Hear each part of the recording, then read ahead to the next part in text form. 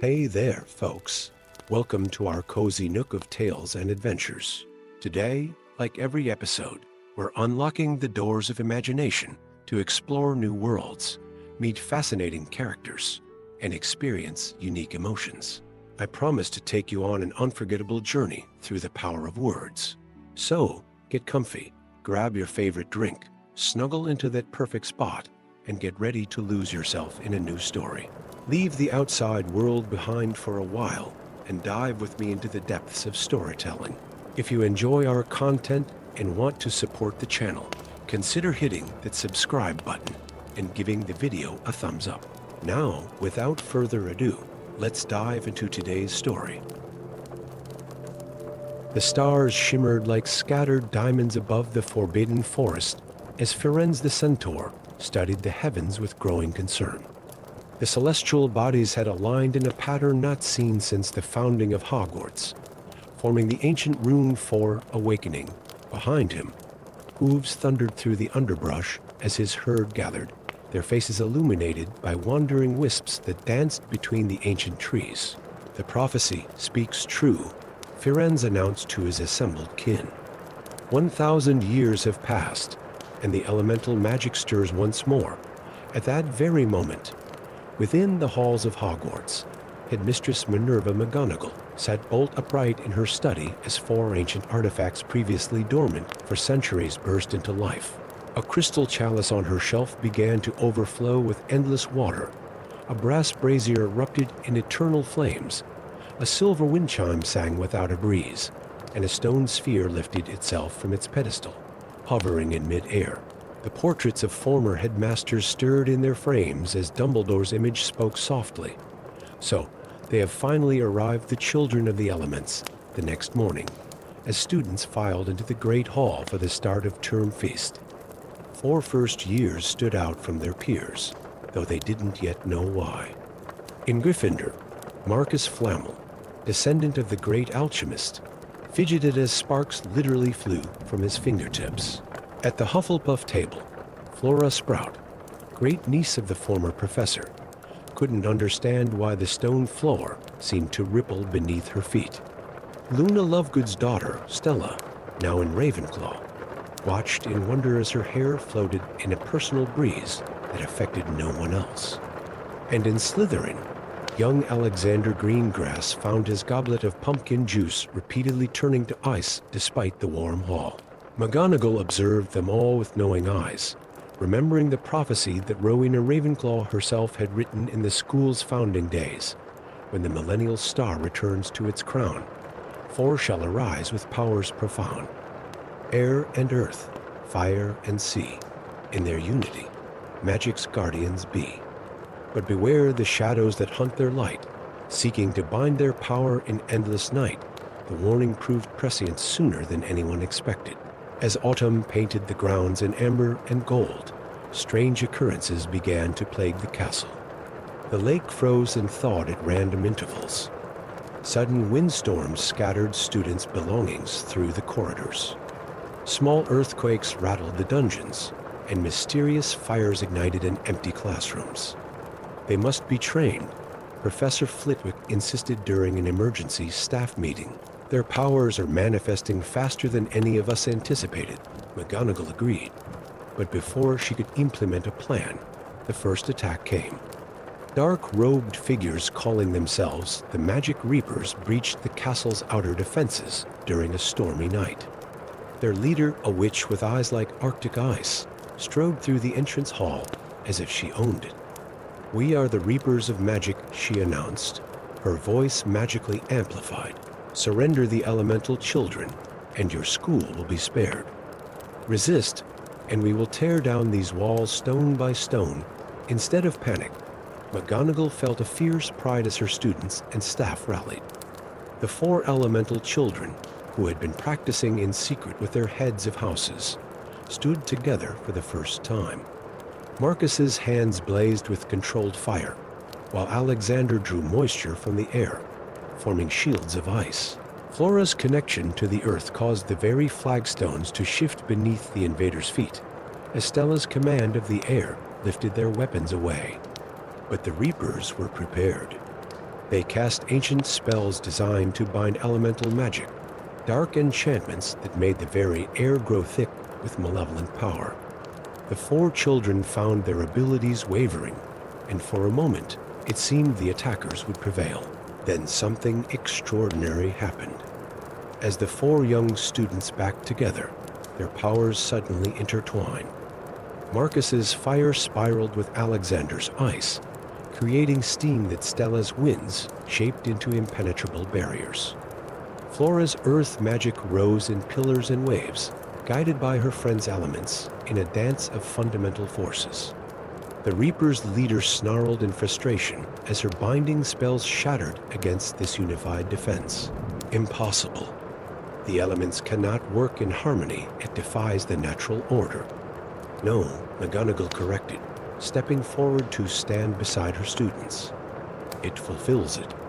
The Founders knew this day would come. Why do you think they created four houses, yet put them all under one roof? Unity and diversity that has always been Hogwarts' greatest strength. The battle that followed would be spoken of for generations to come. The four young elementals, supported by their teachers and fellow students, drove the Reapers back step by step. Where dark magic sought to corrupt and bind, their combined powers cleansed and renewed. Fire and ice danced together, earth and air moved as one, and the very foundations of Hogwarts sang with ancient power. As dawn broke over the castle, the last of the Reapers fled into the Forbidden Forest, pursued by a pack of centaurs led by Firenze himself. The four children stood in the courtyard, exhausted but triumphant, their powers settling into a harmonious balance that felt as natural as breathing. McGonagall gazed upon them with pride, knowing that this was just the beginning. The prophecy spoke not just of their awakening, but of a greater destiny to come. As magical creatures emerged from the forest to pay homage to the new guardians, and the sun rose over Hogwarts' ancient towers, she understood that a new chapter in magical history had begun. In the days that followed, the four children began their true education. Beyond the standard curriculum, they learned to master their gifts under the guidance of specialists summoned from across the magical world. More importantly, they learned to work together, their different houses and backgrounds becoming strengths rather than divisions. Marcus's fiery Gryffindor courage tempered Alexander's Slytherin cunning. Flora's Hufflepuff loyalty grounded Stella's Ravenclaw curiosity. Together, they represented not just the elements, but the very essence of what Hogwarts was meant to be, a place where differences became strengths, and unity bred power beyond measure. As winter approached, Firenze visited McGonagall one evening, his eyes reflecting the starlight. "The heavens speak of more trials to come," he said softly. "The Reapers were just the beginning. There are older, darker forces stirring in the world."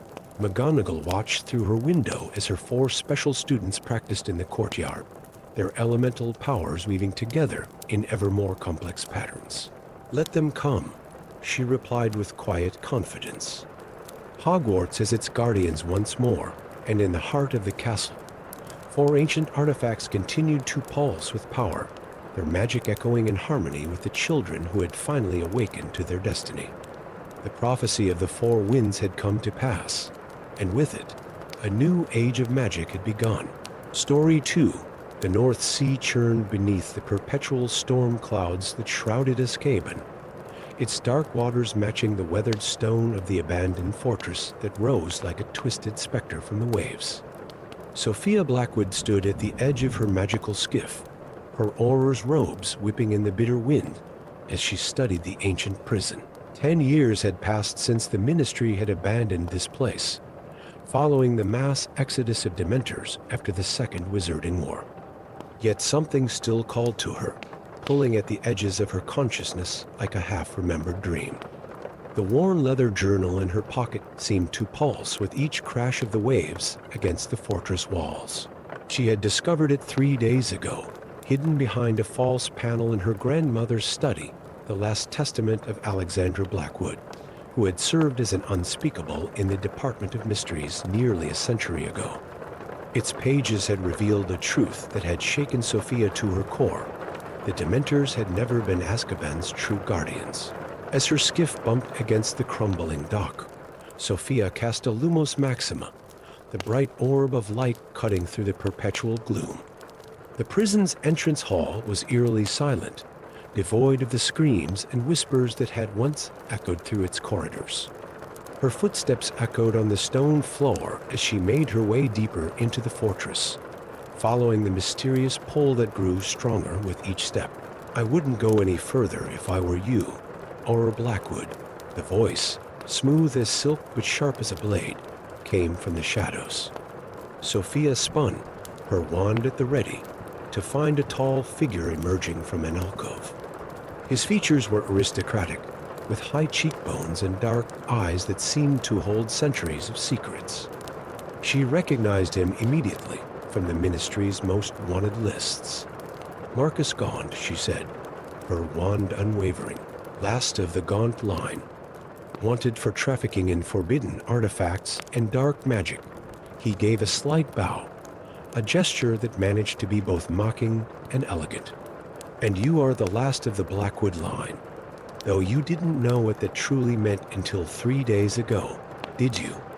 Sophia's free hand instinctively touched her grandmother's journal. "How could you possibly?" "Because I've been waiting for you," Marcus interrupted. "Or rather, waiting for any Blackwood to finally discover the truth.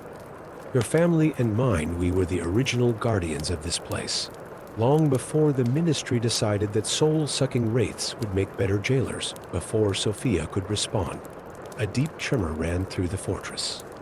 Dust and small stones rained down from the ceiling as a sound halfway between a roar and a whisper echoed through the ancient corridors. Marcus's expression grew grave. "It's waking up," he said. "The binding spells are failing faster than I anticipated. We don't have much time. What's waking up?" "The reason Azkaban was built in the first place. The prison was never meant to hold human prisoners. It was constructed to contain something far worse. The founders of Hogwarts themselves helped create this place, building it around an ancient dragon of shadow and chaos that threatened to tear apart the very fabric of magic itself." Another tremor shook the fortress, stronger this time.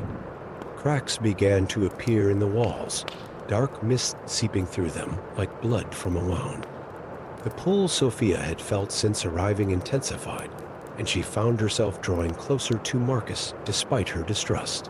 "Your grandmother's journal," Marcus said urgently. "It contains half of the binding ritual.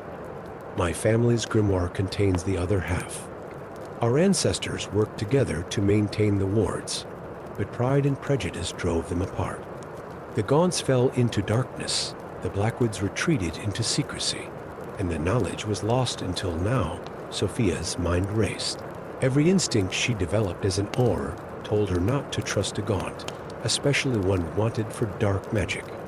But the journal had been clear about one thing: the binding ritual required both bloodlines working in concert.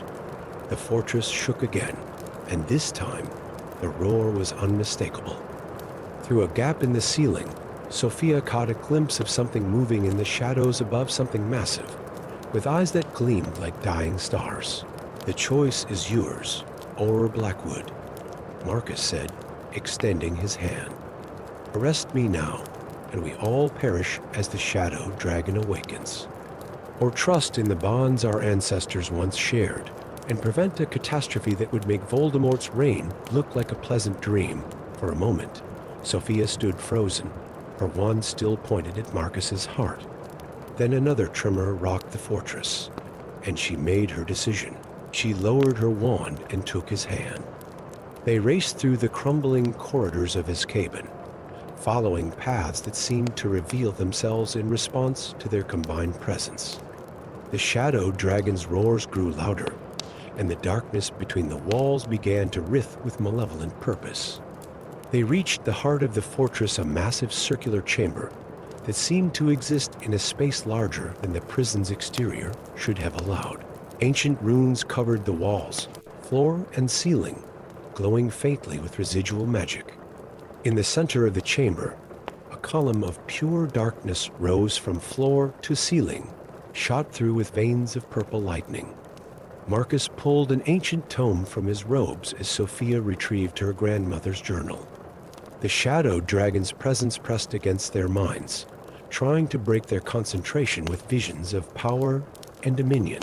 Together, they began to chant, their voices weaving together in languages older than Latin, older perhaps than human speech itself. The darkness in the chamber coalesced, taking the form of a dragon larger than a basilisk, its body composed of living shadow and negative light. It fought against the ritual, its power clashing against the combined will of the last Blackwood and the last Gaunt. As the final words of the binding spell left their lips, Sophia felt magic surge through her blood, not the controlled power she wielded as an aura, but something deeper and older, a connection to the very foundations of Azkaban itself. Beside her, Marcus glowed with the same ancient power, their combined magic forcing the shadow dragon back into its prison. The creature gave one final roar of defiance before the binding took hold. The column of darkness stabilized, the runes blazing with renewed power. Slowly, the oppressive presence faded, leaving behind only the normal gloom of Azkaban. Sophia turned to Marcus, seeing him in a new light. The Ministry needs to know about this, about the true purpose of Azkaban. They wouldn't understand, Marcus replied, tucking his grimoire away. They'd try to study it, control it, and in doing so, they'd risk releasing it. No, this must remain our secret and our duty. Sophia knew he was right. The shadow dragon was too dangerous to risk bureaucratic interference. But that left her with a difficult choice. You're still wanted by the Ministry, she said carefully. And I'm still an aura. Marcus smiled slightly. Perhaps we can come to an arrangement. After all, Azkaban needs its guardians, both of them, standing there in the ancient chamber, surrounded by the echo of their ancestors' magic. Sophia realized that her life had changed forever. She was no longer just an aura, but a guardian of one of the wizarding world's darkest secrets. And her unlikely alliance with Marcus Gaunt was just the beginning of a new chapter in the ancient history of Azkaban. The fortress seemed to settle around them, as if satisfied that its true guardians had finally returned. Outside, the eternal storm continued to rage, hiding the prison and its secrets from the world. But now, for the first time in nearly a century, Azkaban's deepest mystery was once again under the protection of those who understood its true purpose. Story 3, deep beneath the Ministry of Magic, in chambers so ancient, their walls remembered the whispers of Merlin himself. Unspeakable Helena Blackthorn's wand light flickered across runes that hadn't been read in centuries. Her footsteps echoed through corridors that hadn't known human presence since long before Voldemort's reign, each step taking her deeper into the Department of Mystery's forgotten reaches. The magical compass in her hand, an artifact crafted from a phoenix feather core wrapped in goblin-forged silver, pulled her forward with increasing urgency. Helena had spent 5 years tracking temporal anomalies throughout Britain, but never had her instruments reacted with such intensity. The corridor opened into a circular chamber where the air itself seemed to shimmer with residual magic. And there, suspended in the center of the room, floating in a shaft of ethereal light, was a mirror unlike any Helena had ever seen. Its frame was crafted from what appeared to be liquid silver, constantly flowing and shifting, forming and reforming ancient symbols. The glass itself seemed to ripple like the surface of a pond, and through its surface she could see herself. But not quite herself. The reflection showed Helena wearing Slytherin robes instead of her unspeakable garments, a dark mark clearly visible on her forearm. The reflection smiled, a cruel twist of lips that Helena had never worn in her life. Fascinating, isn't it? The voice came from behind her, causing Helena to spin around, wand raised. Teddy Lupin stood in the doorway, his aura robes dusty from the descent into the chambers. His hair, currently a deep midnight blue, seemed to absorb the magical light in the room. "How did you find me?" Helena demanded, not lowering her wand. "The same way you found this place," Teddy replied, holding up his own compass. "Temporal disturbance is so strong they're starting to bleed into the upper levels. The minister sent me to investigate." Before Helena could respond, a laugh echoed through the chamber, a laugh that was her own, but wasn't. Both wizards turned to the mirror, where Helena's dark reflection was no longer mimicking her movements. Finally, the reflection spoke, its voice carrying the weight of decades of dark magic. "Do you have any idea how long we've been waiting for someone to find us?" The surface of the mirror began to ripple more violently, and through its depths, they could see a vast chamber, a twisted, darker version of the very room they stood in. Figures moved in the background, shadows with familiar faces wearing unfamiliar expressions. "Morgana's mirror," Helena whispered, recognition dawning. The legends were true. She created a window between realities, not just a window. Her reflection interrupted. "A door. And you've just helped us open it." The ripples in the mirror's surface began to extend beyond its frame, distorting the air in the chamber. Through the widening portal, Helena and Teddy could see more clearly now, a version of their world where Voldemort had won, where darkness had triumphed, and where their counterparts had embraced the shadow. A figure stepped through Harry Potter, but not the Harry they knew. This Harry's eyes gleamed with red malevolence, his lightning scar a stark black against skin pale as death. Behind him came others, dark versions of familiar faces, each bearing the marks of a reality where evil had prevailed. The prophecy spoke of a chosen one. Dark Harry spoke, his voice carrying echoes of Voldemort's cold tones. It never specified which reality's chosen one would prevail. Teddy moved with the reflexes inherited from both his parents, his shield charm blocking a barrage of dark curses from his godfather's twisted counterpart. Helena's defensive spells joined his, their magic interweaving as they backed toward the chamber's entrance. "We need to warn the ministry," Helena gasped between spells. "If that portal fully opens, it'll be worse than that." Teddy interrupted, his hair flashing warning red. "Look." The very walls of reality seemed to be cracking around the mirror, silvery fissures spreading like a spider's web. Through each crack, glimpses of other worlds flickered, some darker, some brighter, all threatening to collide. They ran, but not in retreat. As they raced through the ministry's labyrinthine corridors, Helena and Teddy sent their patronuses ahead, carrying urgent messages. By the time they reached the atrium, the first responders were already arriving, members of Dumbledore's army, their children now grown, alongside veteran Aurors and Order members. Hermione Granger Weasley, now Minister for Magic, stood at their head. "How long do we have?" "Minutes, maybe less," Helena reported. "The mirror is acting as an anchor point for a full-dimensional collapse. They're not just invading, they're trying to merge all possible realities, creating a world where darkness won in every timeline. Then we'll need to fight fire with fire," came a familiar voice. Harry Potter, their Harry, stepped forward, his green eyes blazing with determination rather than malevolence. "If they're bringing their version of me, they should meet the original. The battle that followed would be remembered as the War of Reflections."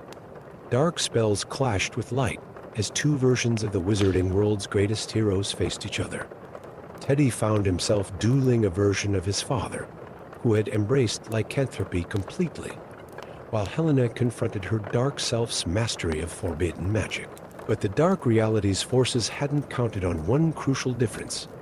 Their world was built on dominance and fear, while this one was founded on love and sacrifice. As the battle raged through the ministry's halls, it was these bonds that proved stronger.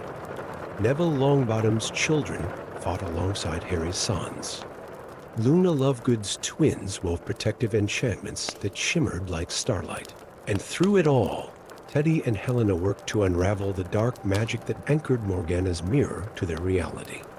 In the final moments, As the dimensional barriers threatened to shatter completely, Helena realized the truth hidden in the mirror's shifting runes.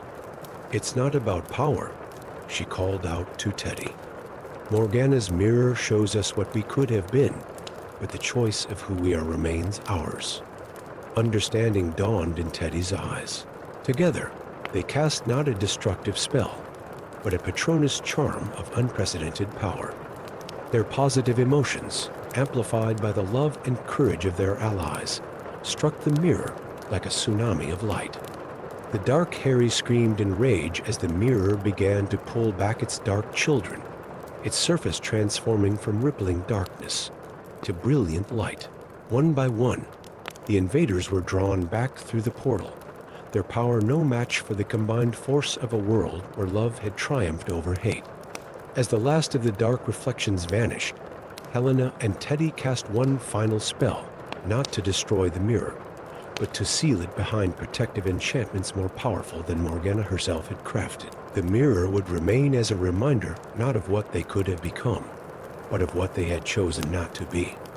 In the aftermath, as the ministry began its recovery, Helena found Teddy standing before the now sealed mirror, his hair a contemplative shade of blue-gray. "Do you think they'll try again?" he asked quietly. Helena watched their reflections, their true reflections in the mirror's now calm surface. "Perhaps, but we'll be ready. After all, we have something they don't." "What's that?" "Hope," she replied simply. "And the knowledge that our choices, not our reflections, define who we are." The mirror remained in its chamber, sealed but not forgotten, a testament to the power of choice and the strength found not in darkness, but in the light of unity and love. Story 4. The ancient tapestries in the Malfoy Manor's east wing began to smolder, their magical threads unraveling one by one. Scorpius Malfoy watched in horror as the faces of his ancestors slowly faded from the enchanted fabric, their proud expressions dissolving into nothingness. But it wasn't just happening here across Britain. The magic was dying in the veins of the oldest pure-blood families. At Hogwarts, Rose Weasley pored over ancient texts in the restricted section of the library, her wand trembling as she cast yet another revealing charm on a weathered tome. The symptoms were spreading. First-year pure-bloods struggling with simple levitation charms, while half-bloods and muggle-borns remained unaffected. Something was systematically stripping away the magic that had flowed through certain bloodlines for centuries. The two former rivals found themselves meeting in the Chamber of Secrets, now repurposed as a secure research facility after the war. "Another 3 cases today," Scorpius reported, his usually immaculate robes showing signs of stress and sleepless nights. "The Knot twins can barely produce sparks now, and Gregory Goyle's son has lost his magic completely." Rose finished, her voice heavy. She pushed forward an ancient manuscript, its pages filled with familiar handwriting.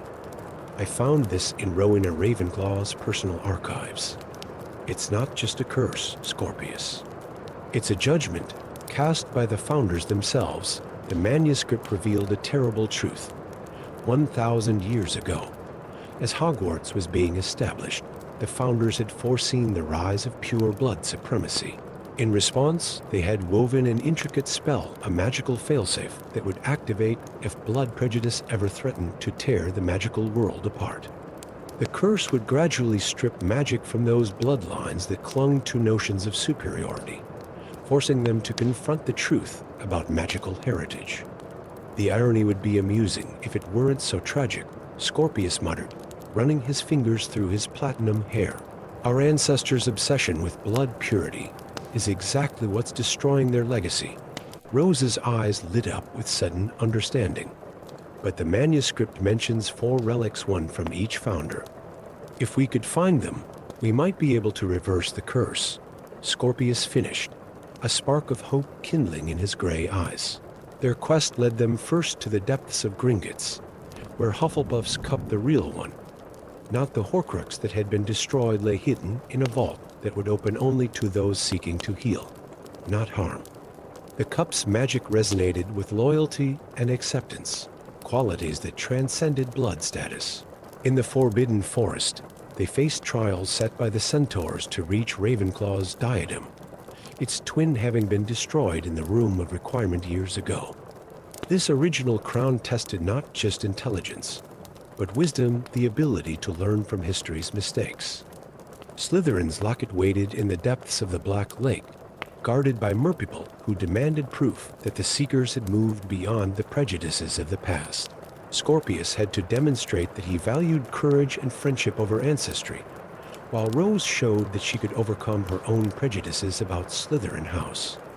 The final relic, Gryffindor's shield, had been hidden in plain sight above the entrance to the headmaster's office, its true nature concealed by powerful magic.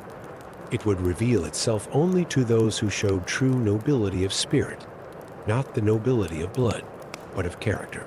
As they gathered the relics, time was running out.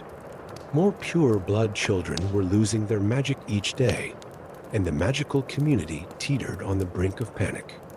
The Ministry of Magic was flooded with demands for answers, while some families desperately arranged marriages with Muggle-borns, hoping to dilute the curse's effects.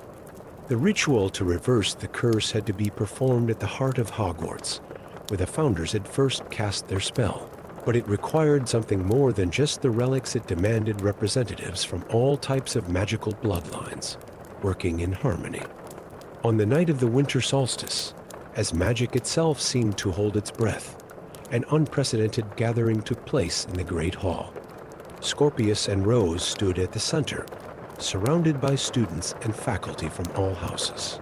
Pure blood stood shoulder to shoulder with half-bloods and Muggle-borns, their wands raised in unity. The founders didn't create this curse to punish, Rose announced, her voice carrying to every corner of the hall. They created it to teach. Scorpius stepped forward, holding Slytherin's locket. Our power never came from the purity of our blood, he declared, looking directly at his fellow purebloods. It came from the magic itself, magic that belongs to all who can wield it, regardless of their ancestry. The relics began to glow as the assembled wizards and witches cast their spells in unison.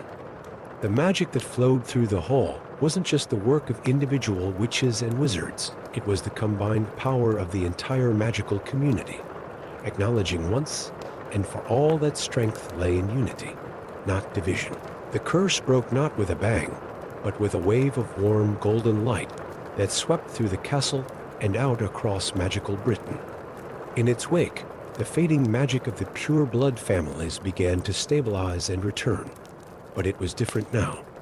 The magic no longer felt like a birthright to be hoarded, but a gift to be shared and celebrated. In the days that followed, the magical community began to heal and change. The pure blood families, humbled by their brush with powerlessness, started dismantling centuries of prejudice. The tapestries in Malfoy Manor rewove themselves, but now they showed all magical achievement, not just pure blood lineage. Rose and Scorpius found themselves hailed as heroes, though both felt uncomfortable with the attention. They knew the real victory belonged not to them, but to the entire magical community that had finally embraced the truth the founders had tried to teach a millennium ago.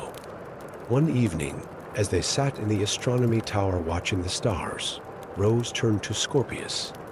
Do you think they knew, the founders, that it would take something this dramatic to finally change things? Scorpius smiled, watching a shooting star trace its path across the night sky. I think they knew that sometimes the greatest magic comes not from spells or bloodlines, but from the ability to change and grow. That's the real pure magic, the kind that lives in every witch and wizard's heart, regardless of their ancestry. And in the heart of Hogwarts, the four relics were enshrined together, no longer hidden, but displayed proudly as a reminder of the lesson they had helped teach. The curse of pure blood had become a blessing in disguise, leading the magical world toward a future where the only purity that mattered was the purity of one's intentions and the strength of one's character.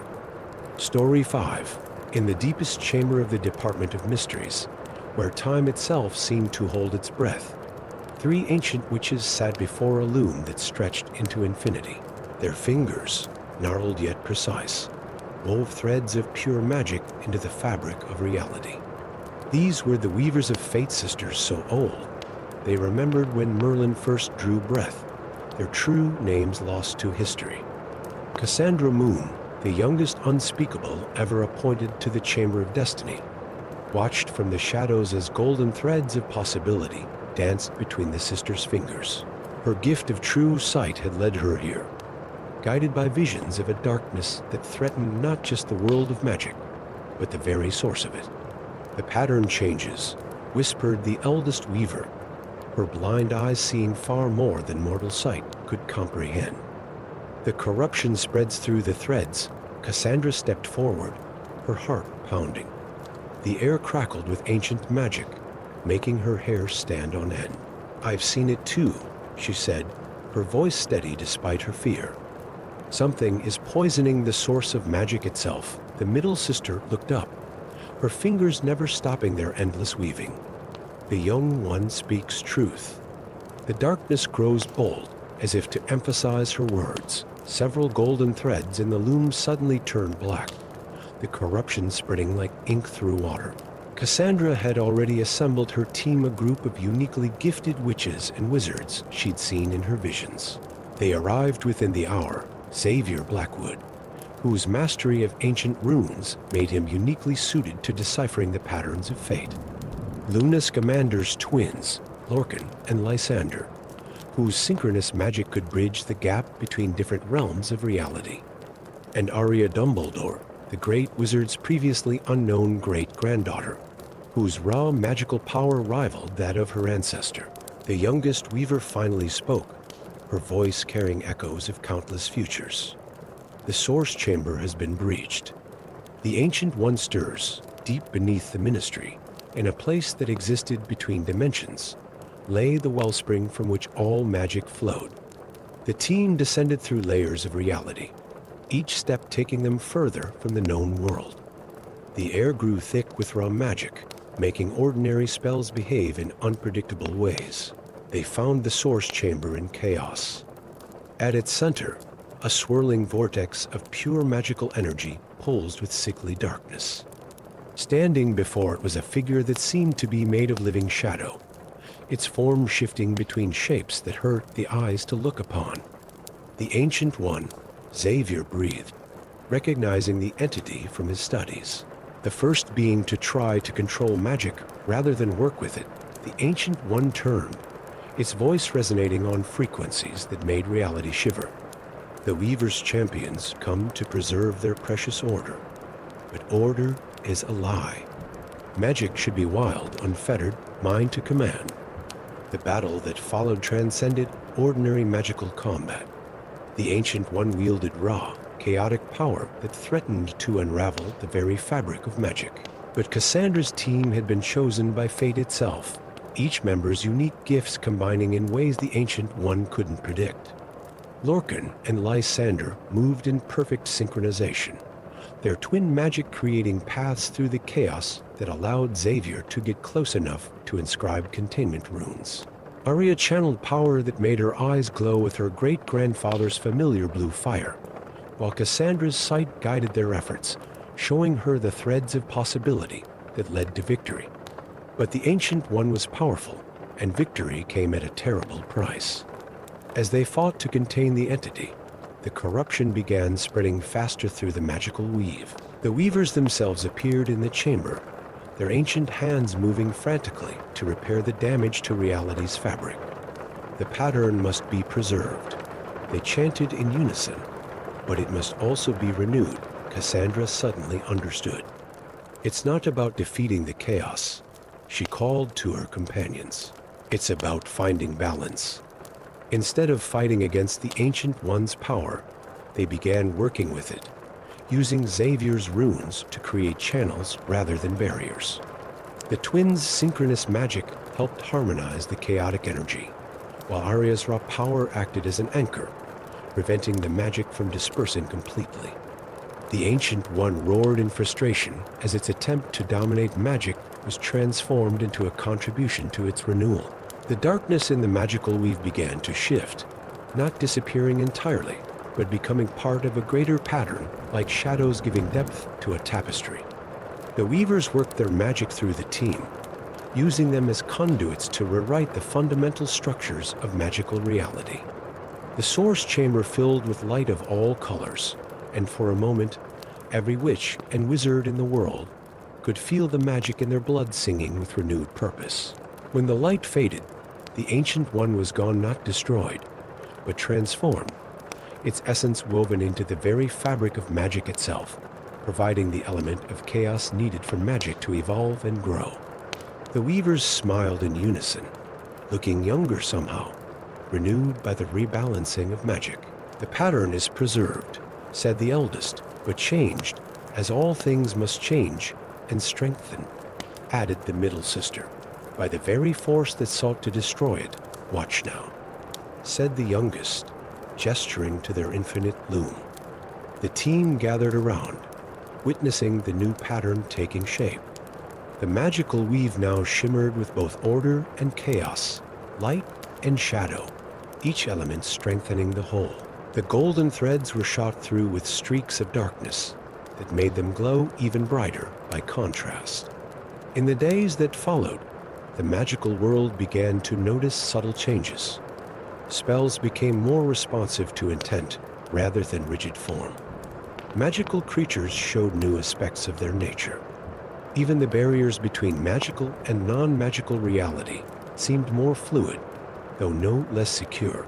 Cassandra and her team were sworn to secrecy about what had transpired in the source chamber, but they continued to work together, understanding that they had become part of something greater than themselves.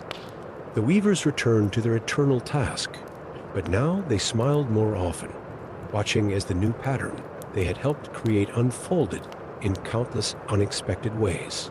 And in the Department of Mysteries, in a chamber few would ever see, the infinite loom continued its work, weaving together order and chaos, light and shadow, past and future, into the ever-evolving tapestry of magical reality.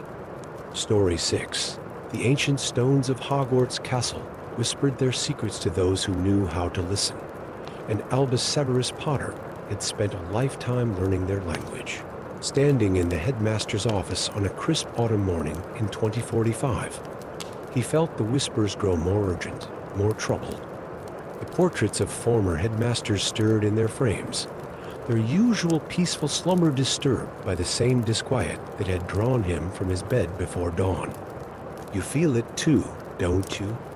asked the portrait of Minerva McGonagall, her painted eyes sharp with concern. "The castle's magic is changing," Albus nodded, his hand trailing along the cold stone wall. At 51, he bore a striking resemblance to his father Harry, though his hair had remained stubbornly black, where his father's had long since gone gray. "It's more than changing," he murmured. "It's failing." The first signs had been subtle.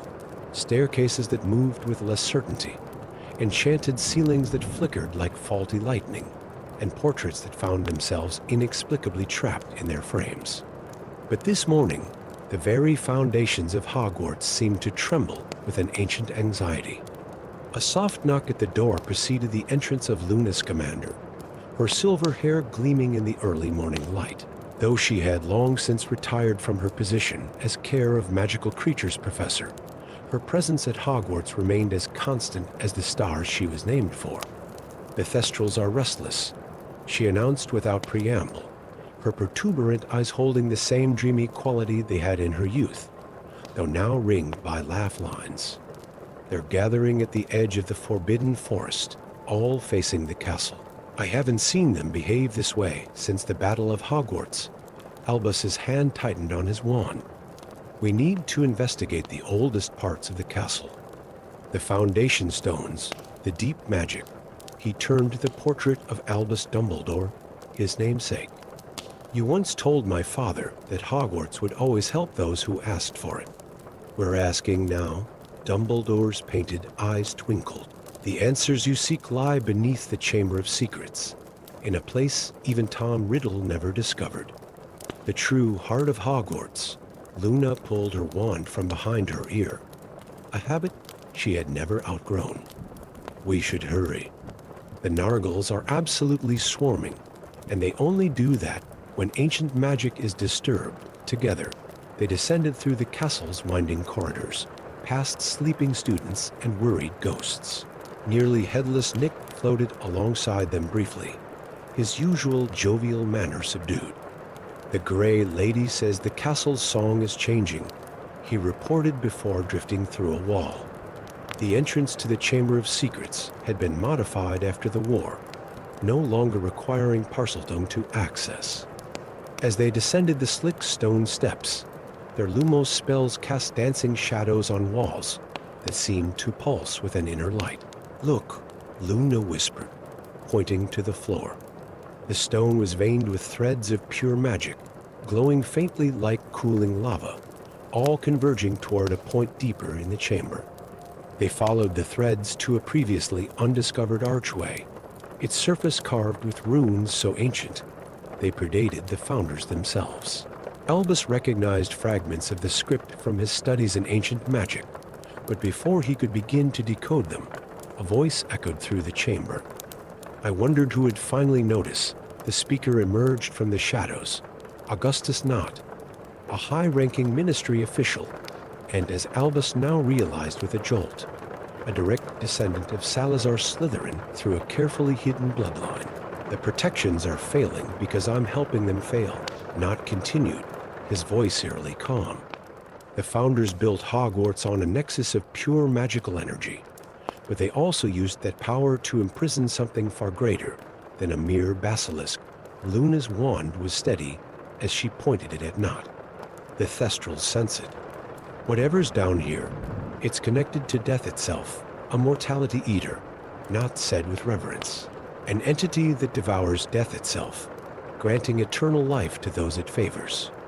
The founders trapped it to prevent its power from being misused, but they were short-sighted. With the world on the brink of discovering our existence, we need its power more than ever." Albus felt the castle tremble beneath his feet. The magical threads in the floor pulsed brighter, their light now tinged with unsickly green. The founders didn't trap it to prevent its use, he realized aloud. They trapped it because it was consuming the very fabric of magic itself. The chamber shuddered violently. Cracks appeared in the ancient stone, and through them seeped a darkness deeper than night. Luna began casting complex detection charms, her wand moving in intricate patterns. "The nexus is destabilizing," she reported, her dreamy voice now sharp with focus. "If it collapses, it won't just expose us to the Muggles, it'll tear apart the magical foundations of Britain itself." Knott raised his wand. "Better that than watching our world slowly die, smothered by secrecy and compromise." What followed was a duel of legendary proportions. Spells ricocheted off ancient stones as Albus and Luna fought to contain both Knott and the growing darkness. The chamber filled with multicolored light as centuries of magical knowledge clashed in desperate combat. But it was Luna who found the solution in the end. Between deflecting curses, she had been studying the runes on the arch, her unique perspective allowing her to see what generations of wizards had missed. The founders didn't imprison the entity, she called out, dodging a blast of purple light. They transformed it. The Nexus isn't a prison, it's a transmutation circle. They turned its death-eating power into the very magic that protects and sustains Hogwarts.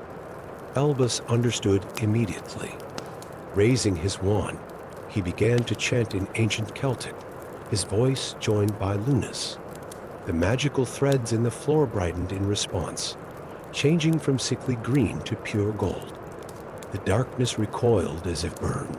Not realizing his plan was unraveling, attempted one final, desperate curse. But the castle itself seemed to reject him, the stones beneath his feet shifting to trap him in place as the golden light grew blindingly bright. When the light faded, the chamber was transformed. The magical threads had become permanent veins of softly glowing gold in the stone, pulsing like a heartbeat. The archway now showed clearly what it had always been. Not a doorway to some imprisoned horror, but a magical transformer. turning death magic into life magic, protection, and wonder. Nott was unconscious but alive, the stones releasing him into the custody of the Aurors who had finally arrived, summoned by the castle's own magic. As they led him away, Luna turned to Albus with a serene smile. "You truly are the last guardian of Hogwarts," she said softly. "Not because you're the headmaster, but because you understood what the founders knew, that the greatest magic isn't about power or eternal life. It's about transformation and protection." Albus touched the golden veins in the stone, feeling the castle's magic flow strong and pure once more. "Hogwarts will always be here to welcome students home," he said, echoing words his father had once told him. "And now we know better how to protect it." As they ascended from the chamber, the morning sun was just beginning to rise, its light filtering through the castle's windows. The portraits were sleeping peacefully once more. The staircases moved with renewed purpose, and in the great hall, the enchanted ceiling shone with unprecedented clarity, reflecting not just the sky above, but the hopes and dreams of countless future generations of witches and wizards who would call Hogwarts home. The Thestrals had returned to their forest clearing, and as Albus watched from his office window, a new day dawned over Hogwarts Castle, its ancient stones humming with renewed purpose, its magic transformed but undiminished, ready to face whatever the future might bring. Story 7. Deep within the Department of Mysteries, in a chamber where time moved like honey and shadows danced with starlight, Iris McKenna stood before the legendary mirror of her eyes. At 23, she was the youngest magical artifacts restorer in a century, her mixed heritage giving her a unique perspective on both magical and Muggle restoration techniques. Her dark curls were tied back in a practical knot, her wand held steady as she examined the ancient mirror's ornate frame. "Fascinating piece, isn't it?" remarked Augustus Blackwood, her supervisor, his voice echoing in the vast chamber, found in the ruins of a forgotten wing of Hogwarts during renovation. "The enchantments are deteriorating, and we need your particular touch with it." Iris nodded, her fingers tracing the mirror's elaborate engravings. As a child of both worlds, her mother a witch, her father a master art restorer, she had developed techniques that combined magical and Muggle conservation methods. But something about this mirror felt different from any artifact she'd worked with before. "The reflection seems unstable," she murmured, noticing how the surface rippled like disturbed water. Where the mirror should have shown her heart's desire, it instead revealed fleeting glimpses of a grand medieval library, a woman in blue robes writing frantically in a leather-bound book. As Iris began her careful diagnostic spells, a sudden surge of magic pulsed through the mirror. The surface turned liquid silver, and before anyone could react, it exploded outward in a cascade of mercurial light. When the brightness faded, a figure stood before them, tall, regal, and undeniably real. Rowena Ravenclaw, or rather a version of her, surveyed the room with sharp, calculating eyes. But this was not the wise founder known from history books. This woman's beauty was touched with cruelty, her wisdom tainted with ambition. Finally, she breathed, her voice carrying the weight of centuries.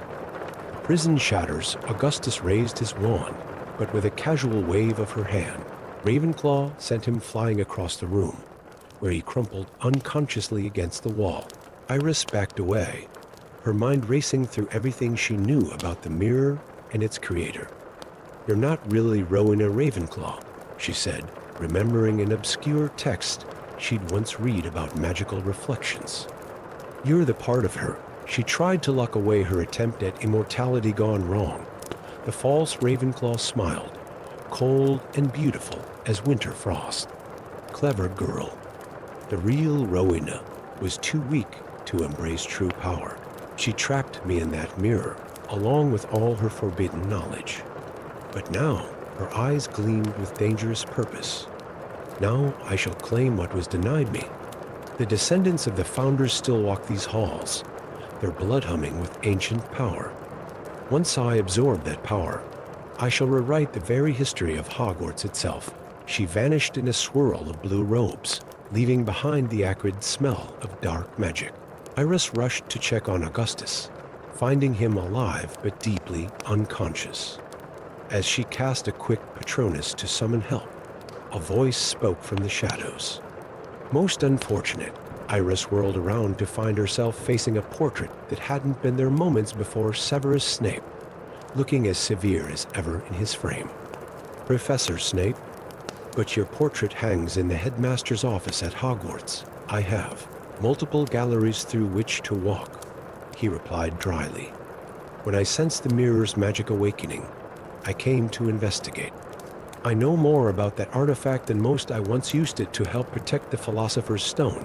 As healers arrived to tend to Augustus, Snape explained in his measured voice how the Mirror of Arise was far older than most realized. Rowena Ravenclaw didn't just find it, she created it, as a means to contain the darkest parts of herself. A prototype for what would later become Horcruxes, but far more sophisticated. Instead of splitting her soul, she attempted to distill and remove her darkest ambitions and most dangerous knowledge. But why is she hunting the Founder's descendants?" Iris asked, her mind already working on the problem. "Because magical bloodlines carry echoes of their ancestors' power," Snape explained.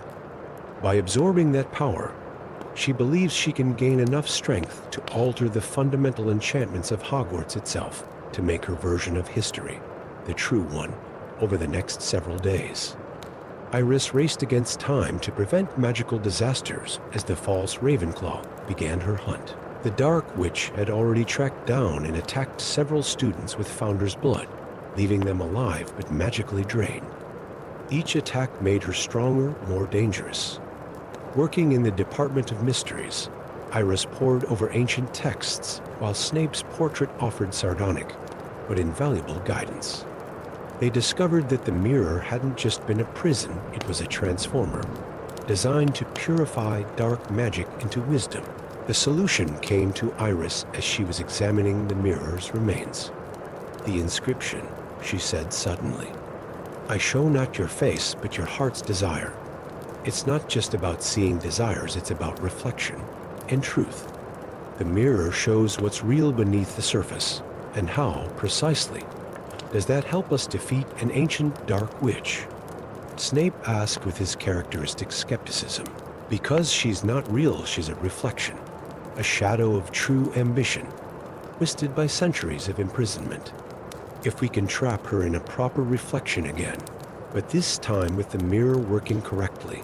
The final confrontation came in the Great Hall of Hogwarts itself. The false Ravenclaw had grown powerful enough to breach the castle's defenses, her magic now a maelstrom of stolen power and ancient knowledge. But Iris was ready. Using techniques that combined Muggle optical principles with magical theory, she had reconstructed a smaller version of the Mirror of Arise. As the Dark Witch prepared to rewrite the castle's fundamental enchantments, Iris revealed her creation. "See yourself truly," she challenged, raising the mirror. The false Ravenclaw laughed. "Your parlor tricks cannot harm me, child. I am power incarnate." "No," Iris replied steadily. "You're a reflection of power, trapped by fear of insignificance." The real Rowena Ravenclaw understood that true wisdom comes from accepting both light and shadow, not trying to separate them. The mirror began to glow, not with the sickly light of corrupted magic, but with the pure radiance of truth. The false Ravenclaw screamed as she was drawn toward it, her stolen power flowing back to its rightful owners. In a flash of brilliant blue light, she vanished, not destroyed, but transformed and reintegrated into the very magic of Hogwarts itself. In the aftermath, as the castle's enchantment stabilized and its inhabitants recovered, Iris stood in the Department of Mysteries, carefully storing her reconstructed mirror. "Rather impressive work," Snape's portrait admitted grudgingly. "Though perhaps next time you're restoring dangerous magical artifacts, you might exercise a bit more caution." Iris smiled, touching the mirror's frame one last time. "Some reflections need to be faced, Professor. Sometimes the most dangerous thing is trying to separate ourselves from our own darkness. The mirror gleamed softly in response, showing nothing now but simple reflections, yet somehow, in its depths, the wisdom of ages seemed to shine a little brighter, a little truer than before. Story 8. The ancient stones of Hogwarts had weathered 1,000 years of magic, but they had never screamed before.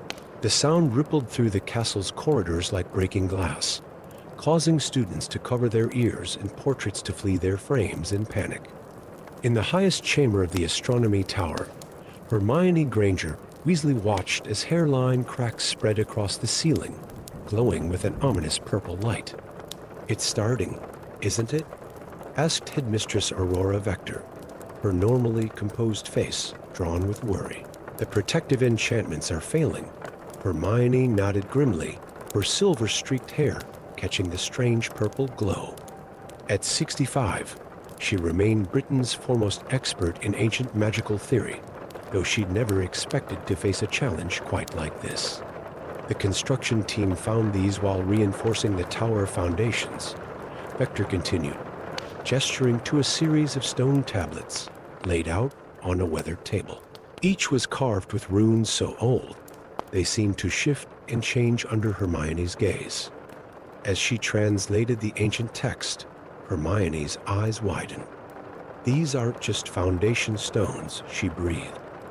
"They're ritual anchors. The 4 towers of Hogwarts, they're not just architectural features. They're the corners of an enormous protective ward, and it needs to be renewed every 1,000 years." A sudden tremor shook the castle, and another awful screech echoed through the stones. In the distance, the forbidden forest's trees swayed without wind, and even the giant squid retreated to the lake's depths. "The ritual requires 4 wizards or witches," Hermione continued, her fingers tracing the runes.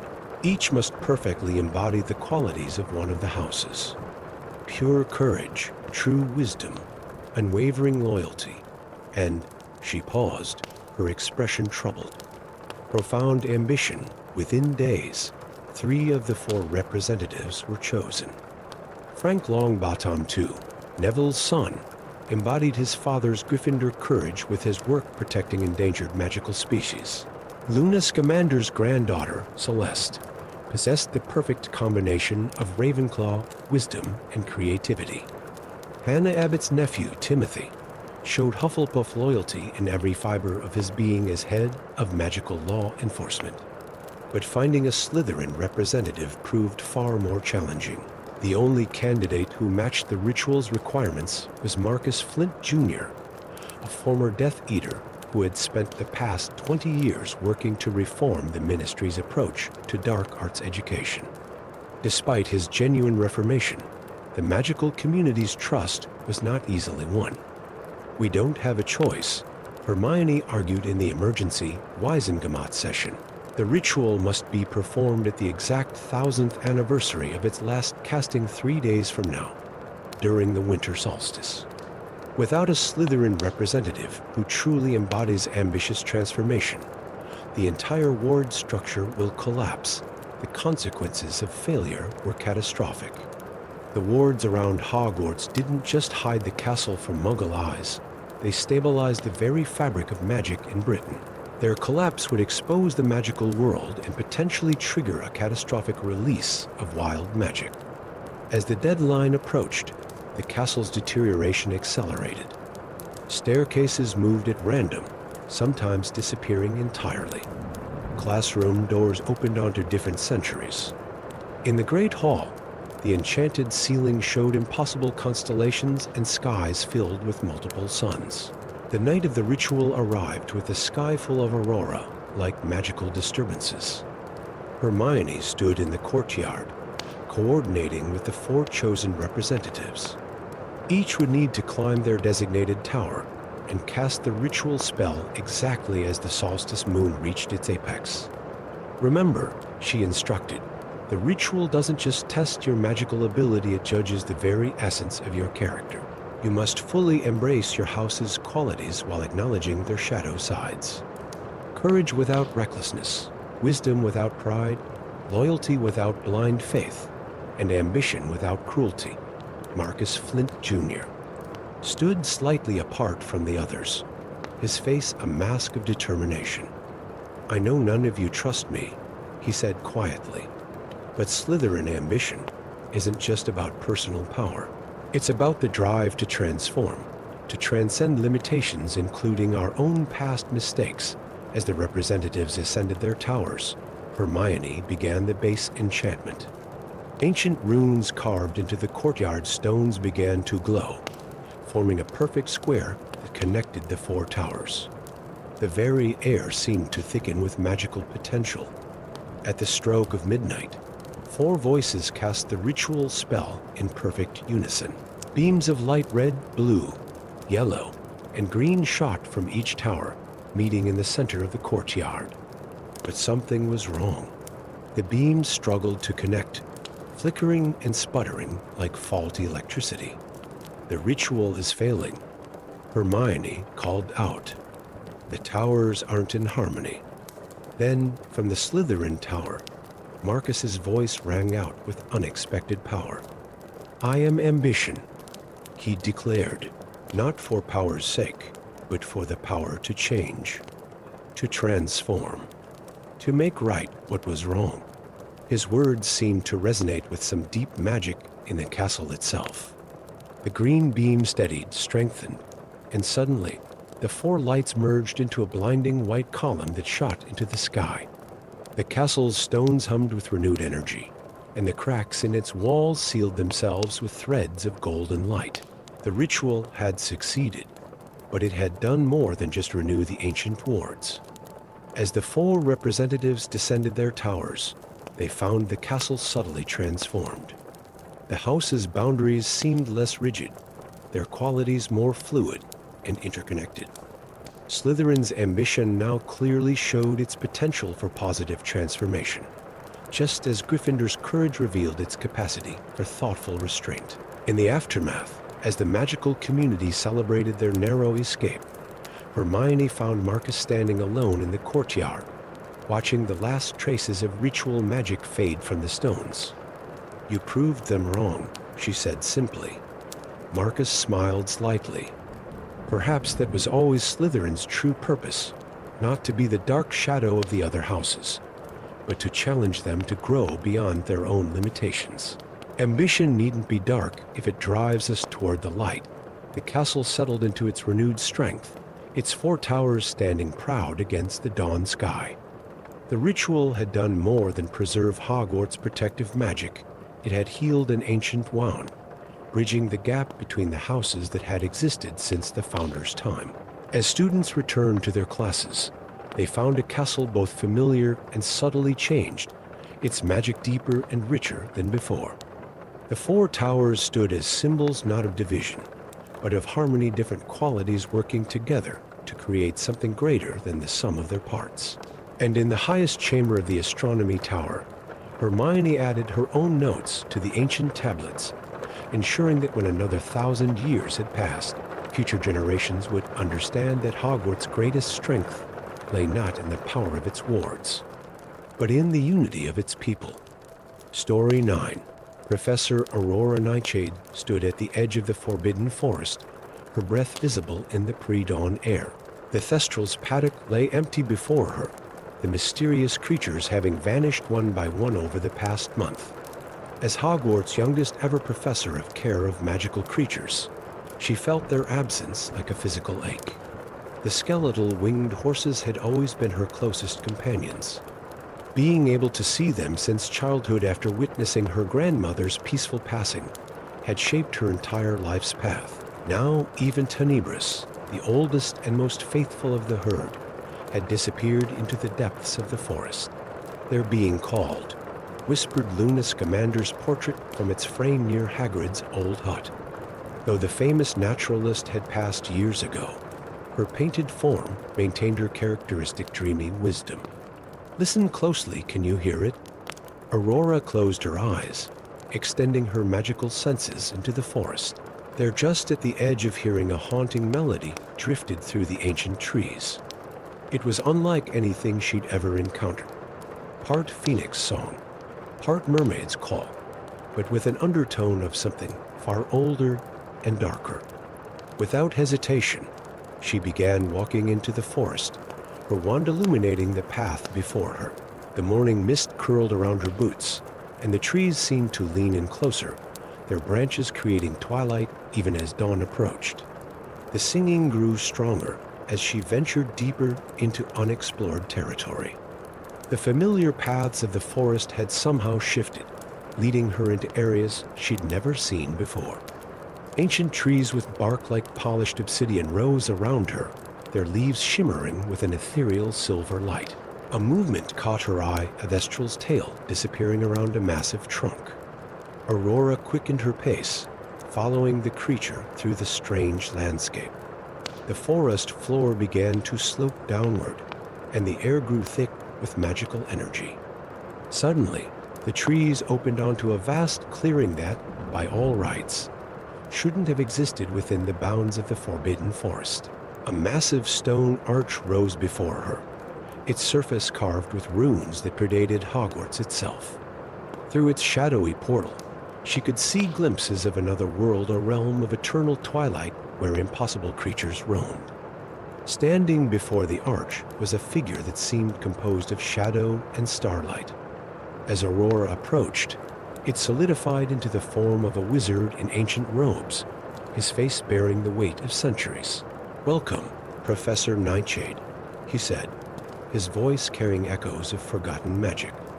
"I am Artemis Shadowweaver, once apprenticed to the founders themselves, and guardian of the last dragons of Britannia." Aurora's grip tightened on her wand. "You're the one calling the Thestrals." He nodded, a sad smile playing across his ageless face. "They remember their original purpose to serve as bridges between the world of light and shadow. In my realm beyond the Arch, the last of Britain's true dragons still soar, preserved from an age when magic ran wilder and freer. Through the portal, Aurora caught glimpses of massive shapes, wheeling through the twilight sky dragons, unlike any in recorded history. Their scales shifting colors like living rainbows, their wings spanning distances that seemed impossible. The modern world has grown too ordered, too constrained. Artemis continued. Magic is being suffocated by regulation and technology. The Thestrals sense it. They come to help me lead my army of ancient creatures back into your world, to restore the balance that once was, by forcing chaos upon an unprepared world. Aurora challenged. "That's not balance, it's devastation." A Thestral emerged from the portal, Tenebris himself. The ancient creature looked at Aurora with his pupilless white eyes, and in that moment, she understood something profound about death, change, and the natural order of magic. "The Thestrals aren't coming to you because they've abandoned our world," she said slowly. "They're trying to prevent yours from breaking through. They're sacrificing themselves to maintain the boundary." Artemis's face darkened. "You understand nothing of sacrifice. I have watched for centuries as magic has been tamed, domesticated, stripped of its primal power. The dragons remember. The Thestrals remember. Why do you think only those who have witnessed death can see them? Because they bridge the gap between what is and what once was." He raised his wand, and the arch began to pulse with dark energy. The glimpses through the portal showed more clearly now, hundreds of ancient magical creatures waiting to pour through.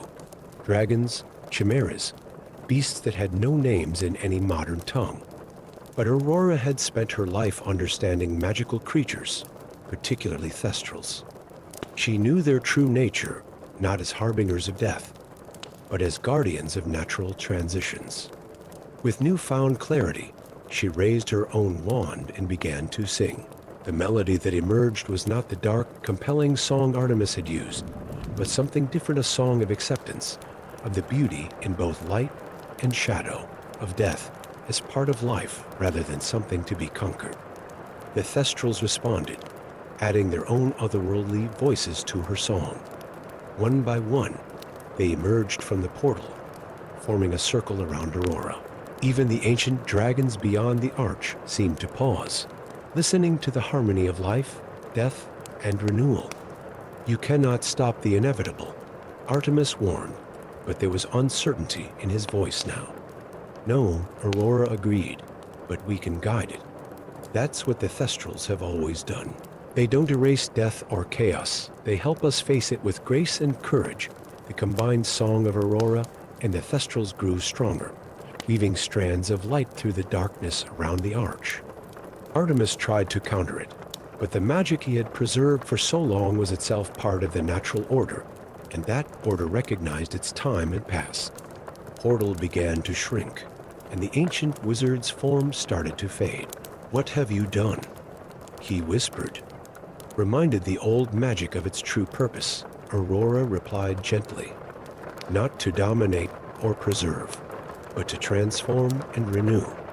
The dragons and other creatures in your realm aren't meant to return, they're meant to dream, to inspire, to remind us of magic's wild heart while we build new wonders." As the sun rose over the forbidden forest, the arch dissolved into mist, taking Artemis and his twilight realm with it.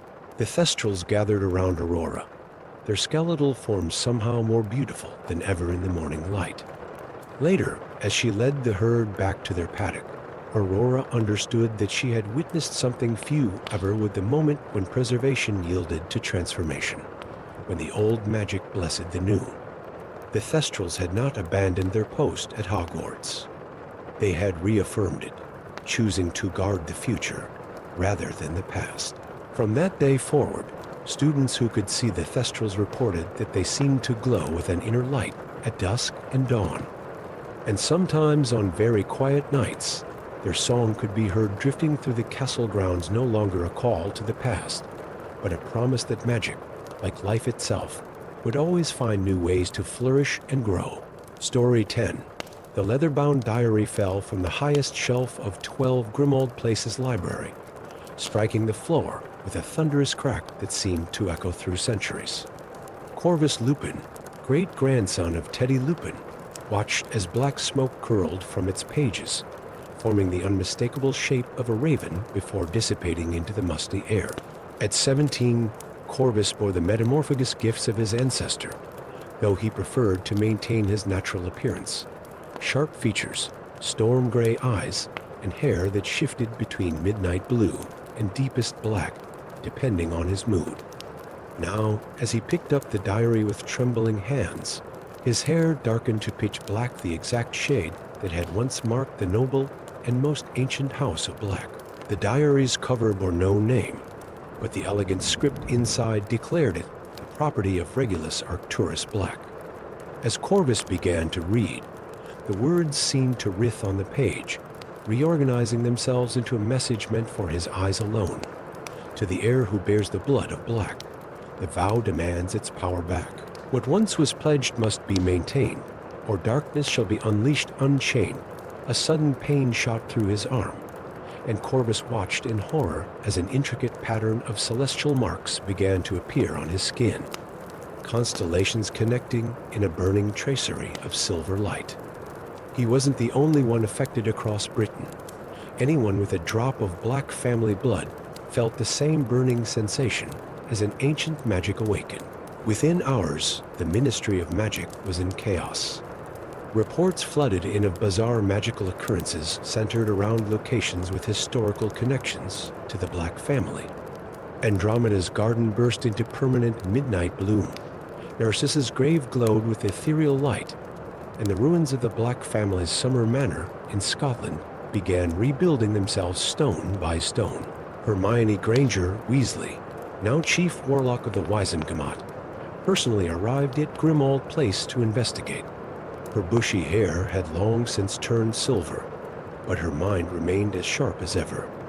"It's a perpetual vow," she explained, examining the marks on Corvus's arm. "Not an unbreakable vow, something far older and more complex. The Black family apparently made a pact with an ancient magical entity, promising that there would always be a Black protecting the wizarding world from dark magic. But the Black family is extinct," Corvus protested. "The main line ended with Sirius. Blood magic doesn't recognize social conventions," Hermione replied grimly. "Through Andromeda Black's marriage to Ted Tonks, through your great-grandfather Teddy, you and others carry Black blood. The magic has awakened because the vow demands fulfillment, and it's chosen you as the primary vessel. The diary of Regulus Black revealed more details as Corvus continued to read. The Blacks hadn't always been a dark family. Originally, they had been guardians, using their affinity for dark magic to contain and counter it. The perpetual vow was their sacred duty, sworn to a being they called the Stellar Archon, a creature of cosmic magic that existed between the stars themselves. But something had gone wrong. In his final days hunting Voldemort's Horcruxes, Regulus had discovered an even darker magic, something that made Horcruxes seem like children's tricks. His last entry spoke of a ritual site hidden beneath the Black family's ancestral manor in the Scottish Highlands, where this ancient evil lay dormant. Now that evil was awakening, and the vow with it, Corvus found himself drawn to Scotland, following magical signs that only those with black blood could see. He wasn't alone. Cousins he'd never known he had, all bearing the same celestial marks, converged on the rebuilt manor. Among them was Cassiopeia Malfoy, a distant relative through Narcissus' line, whose white blonde hair was streaked with the characteristic Black family darkness. The manor itself seemed to exist in a state of temporal flux, simultaneously ancient and newly built. Its walls were lined with portraits of Black family members, all watching with intense interest as their descendants gathered in the grand hall. The vow must be renewed, Cassiopeia announced, her voice carrying the weight of centuries. But first, we need to contain whatever Regulus found. That's why the vow awakened to warn us. Following the diary's cryptic clues, they descended into the manor's foundations. The walls were carved with astronomical charts that moved and shifted, showing real-time positions of celestial bodies. At the lowest level, they found a chamber that seemed to exist partly in normal space and partly among the stars themselves. In its center stood an archway similar to the one in the Department of Mysteries, but instead of a veil, it contained a swirling mass of dark matter that seemed to devour light itself. Around its base, Regulus had carved a warning. What lies beyond seeks to unmake magic itself. The stars hold the key. As they studied the arch, the celestial marks on their arms burned brighter.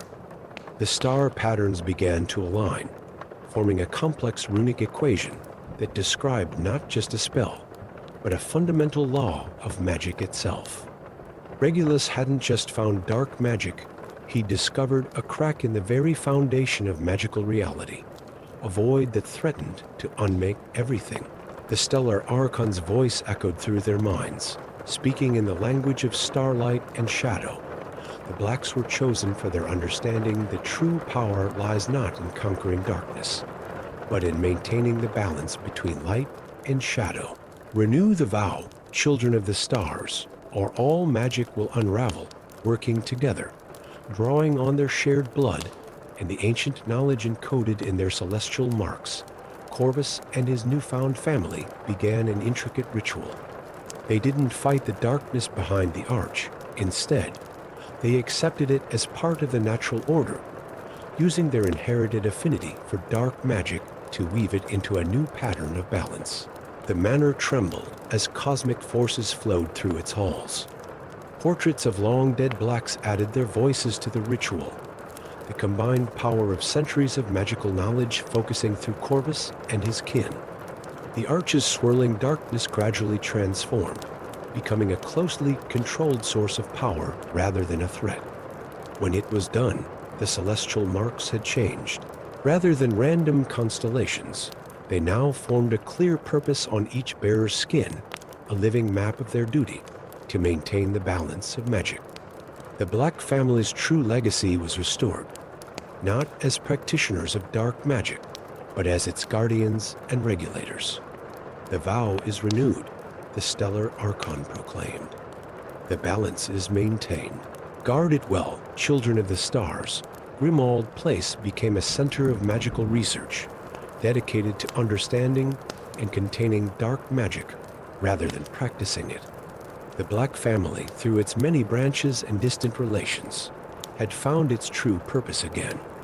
Their affinity for darkness wasn't a curse, but a gift the ability to understand and control the shadow, ensuring it remained in harmony with the light. And in the library where it all began, Regulus Black's diary rested on a pedestal, its final pages now revealing his last hopeful words.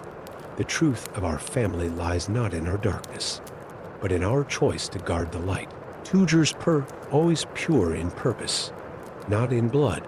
The celestial marks on Corvus's arm glimmered in agreement, a constant reminder that sometimes the noblest duty is not to destroy the darkness, but to understand it, contain it, and ensure it serves its proper role in the great dance of magic itself.